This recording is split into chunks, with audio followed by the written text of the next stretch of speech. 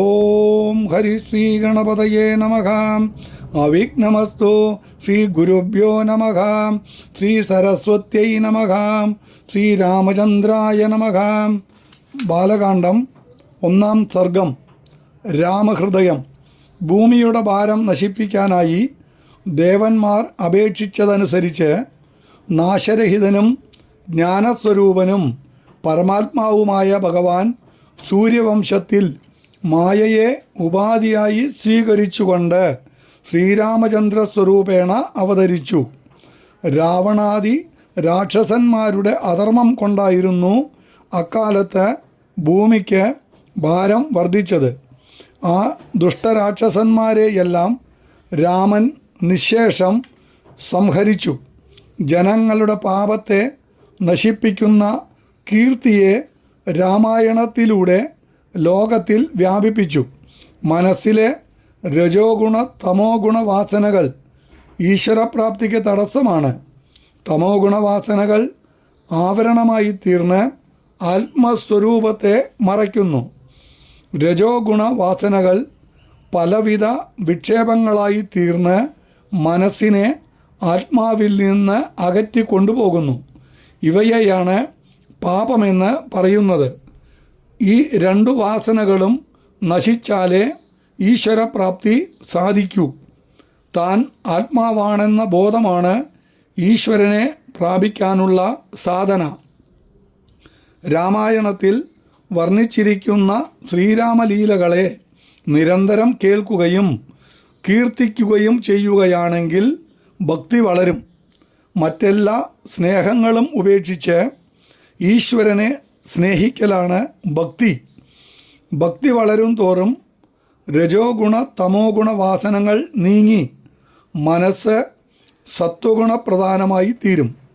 സത്വഗുണം വളർന്ന മനസ്സിൽ താൻ ആത്മാവാണെന്ന ബോധമാകുന്ന ജ്ഞാനമുണ്ടാകും. ജ്ഞാനം കൊണ്ട് അജ്ഞാനമാകുന്ന ബന്ധനത്തിൽ നിന്ന് എന്നേക്കുമായി മുക്തനായി തീരാൻ കഴിയും. ഭൂമിയിലെ ജനങ്ങൾക്ക് ഇപ്രകാരം മോക്ഷാനുഭൂതിയെ നൽകി അനുഗ്രഹിക്കാനായിട്ടാണ് ഭഗവാൻ ശ്രീരാമചന്ദ്ര സ്വരൂപേണ അവതരിച്ച് പല പല ലീലകളും നടത്തിയത്. അവസാനം തൻ്റെ കോമള സ്വരൂപത്തെ മറച്ച് ആദിയിലുള്ള ബ്രഹ്മതത്വത്തിലേക്കു തന്നെ അന്തർദാനം ചെയ്തവനും സീതാവല്ലഭനുമായ ശ്രീരാമചന്ദ്രനെ ഞാനിതാ സർവാത്മന ശരണം പ്രാപിക്കുന്നു. ലോകത്തിൻ്റെ സൃഷ്ടിസ്ഥിതി സംഹാരങ്ങൾക്ക് കാരണഭൂതനും ഏകനും മായയ്ക്ക് ആശ്രയഭൂതനും മായാതീതനും ഒരു വിധത്തിലും ചിന്തിക്കാൻ കഴിയാത്ത സ്വരൂപത്തോടു കൂടിയവനും ആനന്ദഘനസ്വരൂപനും ഓരോരുത്തരിലും അറിവാകുന്ന സ്വരൂപേണ വിളങ്ങുന്നവനും തൻ്റെ വാസ്തവ സ്വരൂപത്തെ എപ്പോഴും ബോധിച്ചുകൊണ്ടിരിക്കുന്നവനും സീതാപതിയുമായ ഭഗവാൻ ശ്രീരാമനെ ഞാൻ സാഷ്ടാംഗം നമസ്കരിക്കുന്നു. ശ്രീരാമൻ്റെ മഹിമയെ പ്രകാശിപ്പിക്കുന്നതും മംഗളകരവും എല്ലാ പുരാണങ്ങളുടെയും സാരസർവസ്വവുമായ ഈ അധ്യാത്മരാമായണത്തെ മറ്റു ചിന്തകളെ അകറ്റിക്കൊണ്ട് കേൾക്കുകയും പഠിക്കുകയും ചെയ്യുന്നവർ സകലവിധ പാപങ്ങളും നശിച്ച് ശ്രീഹരിയെ പ്രാപിച്ച് മുക്തരായിത്തീരുമെന്നതിൽ സംശയലേശം പോലുമില്ല. അജ്ഞാനമാകുന്ന സംസാരബന്ധത്തിൽ നിന്ന് മുക്തരായാൽ കൊള്ളാമെന്നാഗ്രഹിക്കുന്നവർ ഈ അധ്യാത്മരാമായണത്തെ ദിവസേന ശ്രദ്ധയോടെ പാരായണം ചെയ്യണം. കോടിക്കണക്കിന് പശുദാനം ചെയ്യുന്ന പുണ്യം ഒരൊറ്റ പ്രാവശ്യത്തെ രാമായണ ശ്രവണം കൊണ്ട് തന്നെ സാധിക്കും.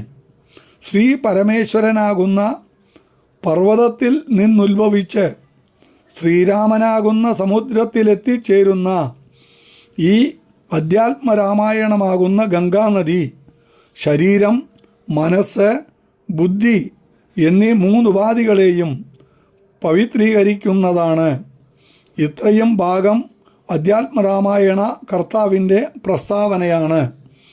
കൈലാസപർവ്വതത്തിൽ തേജോമയമായ മണിമന്ദിരത്തിൽ രത്നസിംഹാസനത്തിൽ ഇരുന്നരുളുന്നവനും സിദ്ധന്മാരാൽ സേവിക്കപ്പെടുന്നവനും സർവേശ്വരനും എല്ലാവിധ പാപങ്ങളും നശിക്കുന്നവനും ആനന്ദസ്വരൂപനുമായ ശ്രീ പരമേശ്വരനെ ഭക്തിപൂർവം നമസ്കരിച്ച് ഹിമവൽപുത്രിയായ പാർവതീദേവി ഇപ്രകാരം ചോദിച്ചു.